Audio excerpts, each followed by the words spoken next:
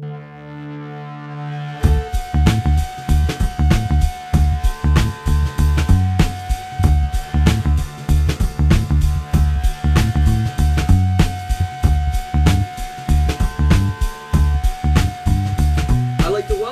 the Nightly News Podcast. We're here today with some wonderful news about an upcoming play that we have in the theater called Christmas Shorts. It's coming up here November the 10th through the 12th, and also November 18th and 19th. We're so happy to be joined by two people who, one we've had before, one is new to the podcast. We do have theater director Janet Bixler here. Welcome, Janet. And we also have co-director Bob Zaccano. Now, Bob, this is maybe a little bit outside of what you're used to doing. You are a member of the DEP here in Pennsylvania. And so can you maybe just, as we get started, talk a little bit more about how do you go from being employed by the state to being a co-director on one of these fine plays? Well, thanks. Yes, I work in radiation protection, so I like to say that I'm an atomic scientist, which is true. It's one of the best job titles, and I think that you can have at the state, and certainly one of the more unusual. But that is my day job. I've been fascinated by live theater almost my entire life, and I've acted in several productions, including one here. I was in Jekyll and Hyde. I've stage managed shows, and then I finally got the opportunity to apprentice and to direct a couple of shows at Oyster Mill Playhouse, which is just up the road a little bit. And it's my hobby, it's a passion of mine, and it's something that I truly enjoy, where you can take the spoken word from the page and actually sculpt it into real life on the boards. It's wonderful because of the artistic talent and ability that it takes, and it's not just everybody who can do these kinds of things. So I'm always very interested to understand how this creative process goes, because I never got involved in acting, but I have such an admiration and respect for those who do it. Even just something like when we over at Fall Harvest over the weekend, I had the opportunity to sit in with the Oxymorons at the theater, and it was just so interesting because I love seeing things like that unfold and think about the creative process that goes into it. It's really awe-inspiring, especially from somebody that doesn't really have a whole lot of experience on the stage. Well, Janet, if it's okay, I'd like to talk about the Christmas Shorts play itself. Now, this isn't just skits or sketches or anything like that. We're talking about 6 entire short plays. Can you talk a little bit about where you came up with? Obviously, I know that this is adapted from Matt Hoverman, and so how did you come up with using this specifically as one of your ideas for the fall play that you're doing? Well, while in production with 2 shows, the second original student-created play, Dreams and Nightmares, and our first musical, First Date, I was searching for a script to use for the fall play. Because our student body here want to be involved in our theater productions, however, they also have such a large life outside of school, I had to find something that would be conducive to get them involved and where they don't have to commit tons of time. I'm also a huge proponent, and as is our school, a huge proponent of building community. So I like to engage the community as much as possible in our productions. So I came across, while looking through a bunch of play catalogs, I came across this volume of short plays called Christmas Shorts, written by the playwright Matt Hoverman from the publisher Samuel French. And there were 5 short, perfect little Christmas plays from the adult perspective. And then I got to thinking, oh my goodness, we could turn this into a huge production piece, which we have. Now, we were talking just before the show started here, but you had mentioned that there are 6 plays. Can you explain where that number 6 came from? Right. So, Bob and I are auditioning all different kinds of people to perform the 5 plays written by Matt Hoverman. We have these amazing women from the community audition. One, Stephanie Tredenik, Tammy Vassbinder, and Ashley Madavy, they all audition. Now, Stephanie is an actor and a playwright. Tammy and Ashley are both performers at the Harrisburg Improv Theater. Tammy is also an actor and does voiceover work. Well, they are so skilled and so talented that Bob and I got to talking, and I said to the ladies, hey, why don't you write an original 6th play using female characters, because a lot of Matt's has a lot of men in, and then we will have 6 short plays. And they did it in the tone of Matt's so that it is a seamless It connection. blends quite nicely. It blends really well. All of the plays deal with very specific human relationships. All of them are funny. All of them look at Christmas through the adult perspective, but all of them have heart. You know, that's the second time that you did make a reference to the fact that this is an adult play. Now, can you, maybe, Bob, can you explain a little bit more what exactly that means? Yeah, without giving too much away, of course. When you say something is adult in 2016, there's a very wide array of what somebody could consider adult. Can you just give us an idea of what you mean when you say this is an adult play? Well, there is a little bit of language in the play. There are a couple adult situations. It's hard to describe without giving too much away here.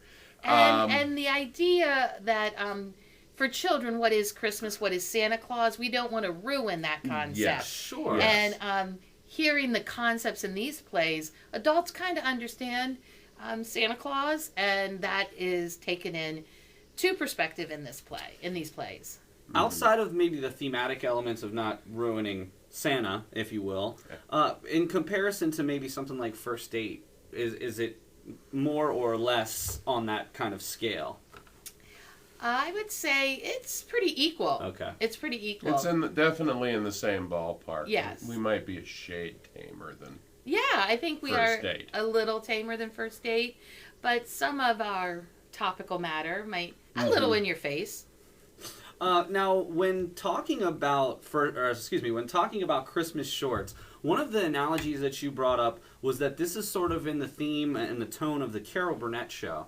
For maybe some of our listeners who aren't quite sure who the Carol Burnett Show is or what you mean by that, would either of you mind taking a one step further and how you're making this comparison with the Carol Burnett Show? Well, it's a variety type show. Our show is structured in that when the audience enters, they're inside the experience with a live pianist playing Christmas carols, and they're at a Christmas party. When the show actually begins, we have a group of carolers made up of community members and students who will be singing throughout the show, between the 6 comedies, adult parodies of traditional Christmas carols. Mm-hmm. And sometimes between the 6 shows, we might have one of our professors, who is also a poet, come up and perform a very interesting poem about postal workers, because we have one of our plays is called Christmas Cards. And also, we have actors from an improv troupe. So we begin with a Christmas Carol parody. We move into a performance of improv theater, getting the audience all excited and interactive as if they're at a Christmas party playing games. We move into the first of the 6 plays, and from there we go from carol to play to a piece of performance poetry to the piano is going to come back in doing a certain type of rendition of a very famous Christmas carol, into another play, and it continues on, and it ends with a raffle drawing for the best ugly Christmas sweater, and we have a really good prize provided by a lot of local patrons in our surrounding area of Central Penn College. So make sure you start hitting the thrift stores now. Wear your ugly Christmas sweater. That's a wonderful idea. One last thing I just wanted to ask you here. When we talk about these plays, something that we had talked about previously, Bob, is that these were all rooted in relationships. Mm-hmm. When you think about that, what specifically does it mean? And again, I don't want to give too much away here, but when you say rooted in relationships, are you talking about the hardships of the holidays for certain relationships? Maybe the benefits of getting to see old friends and family around the holidays? Can you give me an idea? Well, let me give you a couple of examples. One of the plays is an established married couple that's writing their Christmas cards, and the tribulations that are involved in that because of the shifting family relationships of the people you are writing to and not wanting to insult them. So that makes it quite challenging, and I think there's a lot of heart in that whole interaction as they sit there writing these cards out. Another show that we've done, and we've done a bit of a twist on this with the playwright's permission. It is a married couple, and both halves of the married couple have families that are a bit bizarre. The one is looking forward to staying home for the holidays, and the other one just cannot help but go home. So that she's made plane reservations literally at the last minute. Now, originally the play called for a Greg and Cheryl, and we've changed the name of the one character to Grace and Cheryl. We have made it more modern, but we're not doing that for a laugh. It is just the relationship that we're starting with. So it's a same-sex married couple. Now, you mentioned with the permission of the writer. Does this happen typically in theater where things, as social issues change, as the temperature on certain things change, do you find that this is something that happens a lot? No, this is very rare. Typically, if a playwright wrote it, you don't change it and you don't ask to change it. But because these plays are so unique in that they are so based in the human story, Bob suggested we write to the playwright, and I did. And he was enthusiastic about the change. Mm-hmm. We were very, very lucky. It rarely happens. Wow, that's very interesting, and I'm really glad that we got to bring that up because, like I said, I like to take a little peek behind the curtain, if you will, because I think that a lot of people who don't get involved in the theater really don't have the opportunity to kind of see this creative process, and I just think that this is wonderful and that you've been able to share some of that with us. All right, so what I want to do here is just really quickly, I would like to tell everybody when the show times are and how you can go about getting your tickets. The very first show is going to be Thursday, November the 10th. We also have a Friday and a Saturday show, the November 11th and 12th. Those all, curtain time is 7:30. Then the following week, November the 18th, there's a Friday evening show at 7:30 to be followed by a Saturday matinee on the 19th of November. Student tickets are $3, faculty, staff, and alumni are $7, and general admission tickets are $10. So you certainly can go purchase at the box office. When is the box office open? Well, the box office is open Wednesday and Thursday. Wednesday from 12:15 to 1:15, Thursday 3:45 to 4:45, and you can come to the box office and purchase your tickets without paying the online fee. You could go to our Facebook page, Capital Blue Cross Theater, and find the link to Eventbrite. You can find the link to Eventbrite through the Capital Blue Cross page on our website at centralpenncollege.edu.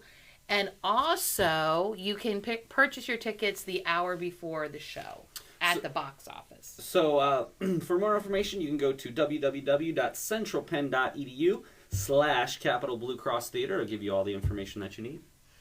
One thing I'd like to add, we're also going to be a Toys for Tots drop-off site during the run of the show. So we're accepting new and unwrapped toys and books, and the Marine Corps is hoping for a lot of book donations this year for not only children but young adults. Excellent. Good. Wow, that's a wonderful thing that you're doing there. So this whole play seems like it's wonderful. You've done so much behind the scenes with getting our faculty and students involved in this play. We all here at the Nightly News are very much looking forward to this, and we wish you the absolute best of luck. In the article that accompanies this, you'll see all the links that will be how you can get your tickets and to become involved, and make sure that you make it out for one of these 5 show times that's coming up on November 10th through the 12th and November 18th and 19th. It's a great way to kick off your holidays. And so, for Bob Zaccano, thank you very much for joining us today. For Janet Bixler, Theater Director, I am Professor Paul Miller. I'm the co-advisor of the Media Club, and we'll catch you next time on the Nightly News Podcast.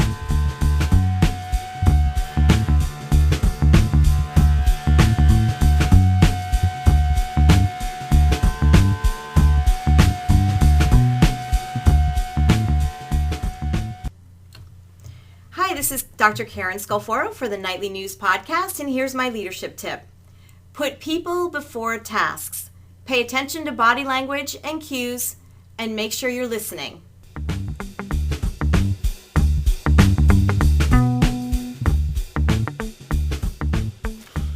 Today I would like to welcome you to the Nightly News with Nasir Harris, and today I will be interviewing Paul Miller on his blogging workshop that he will be hosting on November 15th from 4 p.m. to 5 p.m.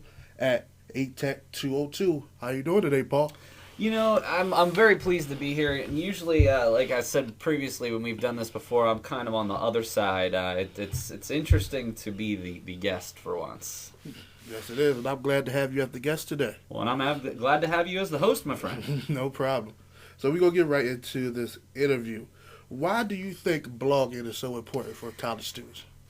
I mean, there's so many different reasons that we could go into, many of which we've talked about in the past on previous ones. I did want to point out that this is a series of workshops that I'm doing. I do one per term. Last time we talked about LinkedIn, and even in my LinkedIn seminar workshop, I talk about the importance of blogging. LinkedIn is becoming something that everybody's doing, and it's still an extremely important thing to do. But to be honest, LinkedIn has now come into the necessity, almost like a requirement that students have to do, much like a resume is. Blogging, on the other hand, is another way for students to really set themselves apart from the competition. And that's what it is, and that's what I think a lot of students don't really quite grasp, is that the job search is a competition in which you have to rise to the top. And blogging is one way to do that. So this will bring me to my next question. What got you into blogging personally? Again, I'll tell you, it was because I struggled for a long period of time to find a job. I graduated in 2009 from grad school, and it was until 2012 that I started working here at Central Penn College. This is something that I share with my students a lot, and you know, even in my situation, I had a strong resume, I had a lot of work experience, I did well in college and in grad school, and even that does not guarantee you anything. And so what happened was I was becoming very frustrated with the job search, and what ended up happening was there were several jobs that I went to interviews for, and they told me, oh, you know, you got the job, you did great at your interview, but we still have a couple more people to interview, so we'll get back in touch with you. And never heard back from them. And it just started eating at me, and I kept thinking to myself, what am I doing wrong? I was still keeping my foot in the door. I was working part-time at an advertising agency, so it wasn't from lack of a resume. So I went to this job search seminar because I was so frustrated. And I found that some of the things that the people that I was competing with for these jobs were doing were having a well-done LinkedIn profile and starting a blog. And it was that day that I started writing on my website, and I'll tell you, it's one of the best things I've ever done. It's morphed over the years. You know, back prior to me becoming a professor, I talked a lot about social media and my knowledge about that. But, you know, even recently I've done things that are about my personal life and things like that. And to be perfectly honest with you, when I was hired here at Central Penn College, the person that hired me spoke very highly of my blog and said that was one of the reasons that I ended up getting the job. And, you know, I've written ever since. I just think it's something that students can do, shows their passion, shows they're willing to go above and beyond the call of duty. And I'm telling you, when it comes to as competitive as the job market is, I think blogging is one way you can set yourself apart from everyone else. Oh, okay. So this brings to my next question. What do you mostly write about in your blog now? Well, we can talk two different ways about that. I mean, like I said, we can talk about what I do on my blog. Like I said, sometimes it's actually sort of morphed into a little bit more of things that I'm doing in my personal life that I'm passionate about. I'll give you an example of the last piece that I just wrote last week. I have a child who's on the autism spectrum, and he's 16 and has a younger sister who's 14. And Kira didn't want to go out trick-or-treating this year. So Hunter and I went out on our own, and we knew that this would probably be the last time because, you know, he's getting up there in age. And we had a wonderful evening. I'll tell you, it was very special to me, but it was not without somebody making a very rude comment about his age. And, you know, the person, they didn't mean anything by it. You know, I didn't get that mad at the person individually, but it was the fact that this meant so much to us that I was able to spend one last trick or treat with my son, and then to have somebody making comments about how old he is, it really kind of left a sour taste in my mouth. So I wrote a little piece last week about that I thought, for those that were handing out candy last night, hey, take into consideration these children that are coming to your house and maybe some personal problems that they're having, and maybe a fact like with a son and father are getting a bond like this for their last time. So, that's what I've been writing about recently. But when I first started, I wrote all about my industry, and I was getting involved with social media. And I've written pretty consistently about social media and things going on in the social media world. So as far as advice for students that I'll share with them at the workshop, it's how important it is to write about your subject. Because that's what people hiring you want to see. They want to see that you have passion and knowledge for your subject matter. And it's just one more way that you can sort of extend that resume. I mean, Nasir, not to turn the tables on you. Right. When we get out of school, how long's our resume end up being? Pretty long. Well, I mean, like 1 to 2 pages, right? With a blog, you can go back months, years, and then it's one more way for you to sort of add some more content to tell a little bit more about who you are for people in the, that are in charge of hiring. You can only have 1 to 2 pages. If you have a blog on there, you put that in your top right-hand corner right under your name. If this person's interested in you, they can go to your blog and read all about you. Right. And I think that that's a big-time advantage to people going in for their entry-level positions. Right. So, with my next question, how do you think blogging has changed the way people use the internet and other people view the internet? Well, that's getting into a whole different conversation that we talk about in some of our communications classes. In fact, class you're in with me, Media and Politics, we talked last week about non-professional journalists. And there's been a increasing wave, I suppose, of people that are blogging. And trust me, you will never hear me saying that blogging is a negative. However, when you're looking at it from a journalist's perspective, bloggers are actually a negative to journalism. Right. Because now what's happening is we're shifting away from reputable news organizations. We're not buying newspapers as much anymore.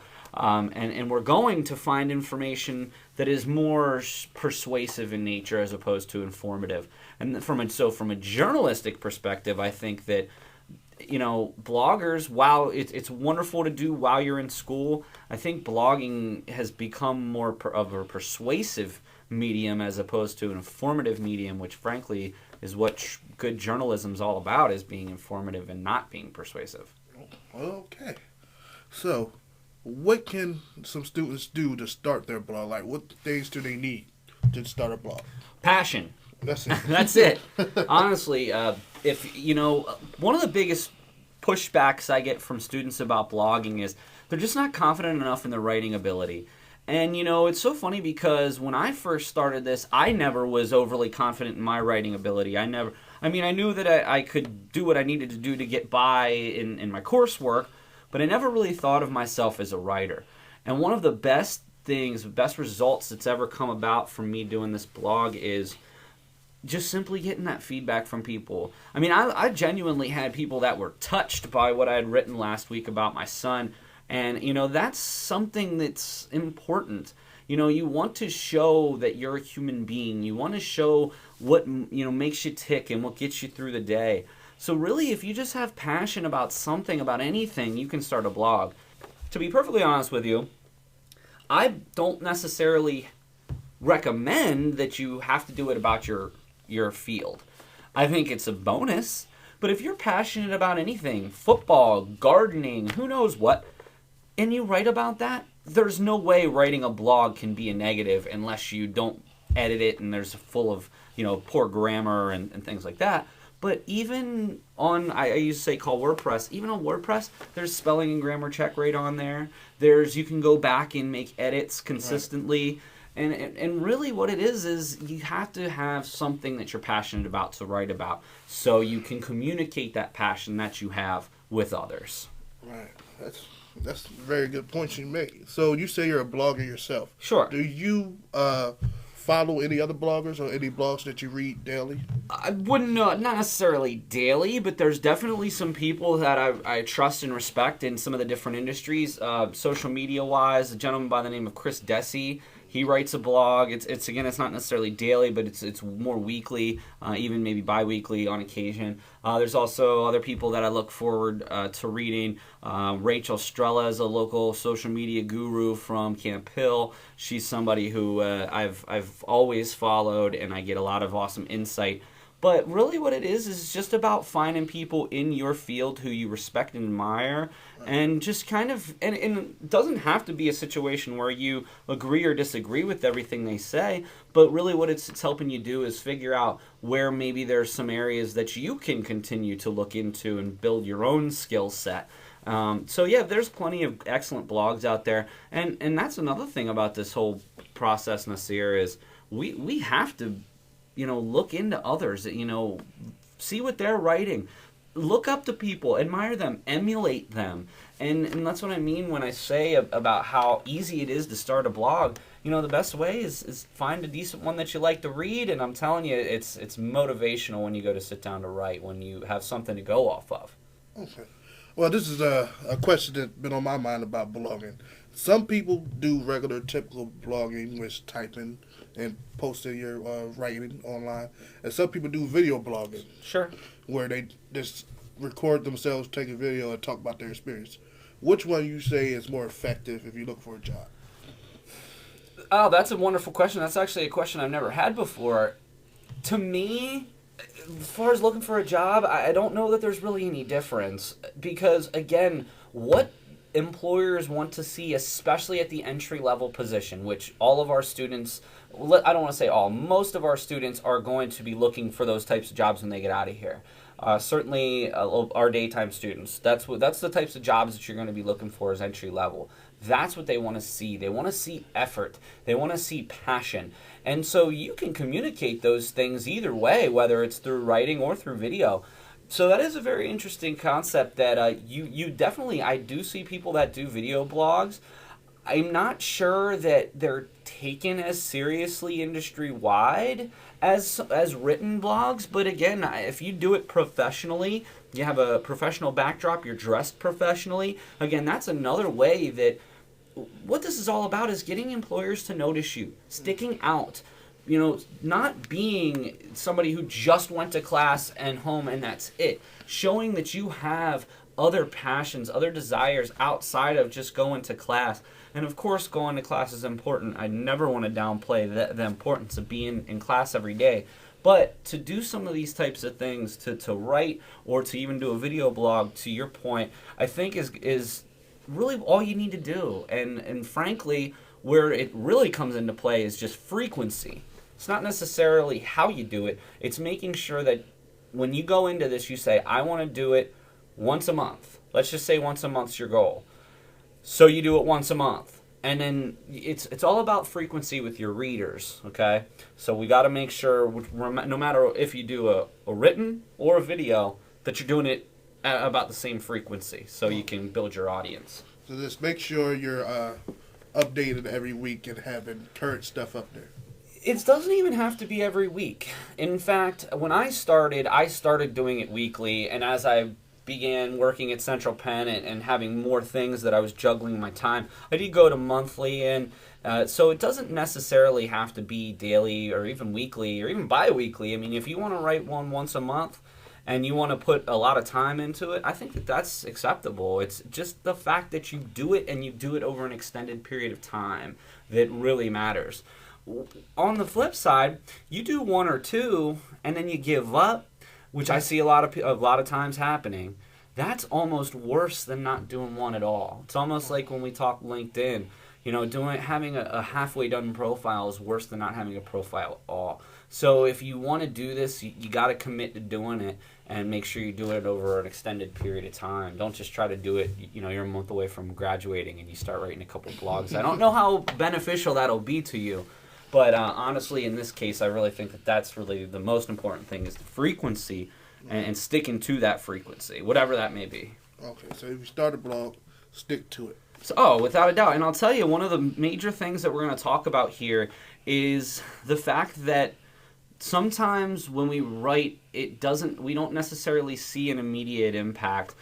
We don't see 1 million people coming to our page, and sometimes we get frustrated and want to give up because of the lack of traffic. So I'm going to talk about some ways you can build your traffic, but look at it this way, Nasir. If we're doing this as a way to describe something we're passionate about, and another thing that's another tiebreaker, as I say, with the job search, really only one person needs to read that throughout your whole time. Even if not one other person goes to your blog, that one person, that's the hiring manager, they could make all the difference by reading your blog. So I kind of want to put it into perspective that way as well. Okay, absolutely. So, like, one thing that I was curious about with blogging is that if you're, like you said before, not a strong writer, and you're really passionate about something, would it be like a good idea to have somebody with you starting it up to be there to help you like edit it and make sure what you are writing is making sense? That's very interesting. Certainly, while you're here on campus, the Writing Center is available. I know you've have a lot of experience with the Writing Center, and I'll tell you that I know for a fact that the Writing Center supports students that do write blogs. So as far as that goes, maybe you could get some additional help at the Writing Center.